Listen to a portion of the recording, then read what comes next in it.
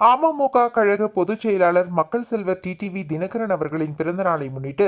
மருதமலை அருள்மிகு ஸ்ரீ சுப்பிரமணிய சுவாமி திருக்கோயிலில் சிறப்பு பூஜை மற்றும் பிரசாதம் வழங்கும் நிகழ்வு நடைபெற்றது.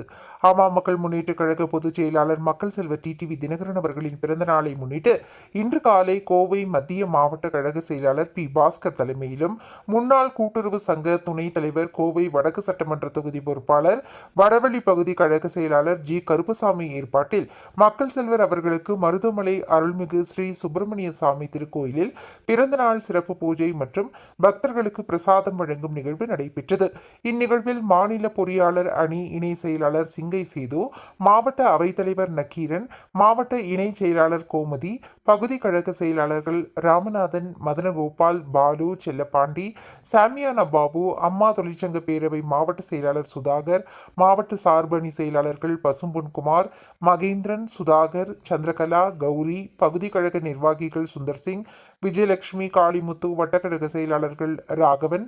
லட்சுமி நாராயணன், முருகேசன், தனபால், வட்டக்கழக நிர்வாகிகள் சுரேஷ், ஆனந்தகுமார் மற்றும் மாவட்ட சார்பணி பகுதி வட்டக்கழக நிர்வாகிகள், கழக தொண்டர்கள் அனைவரும் கலந்து கொண்டனர்.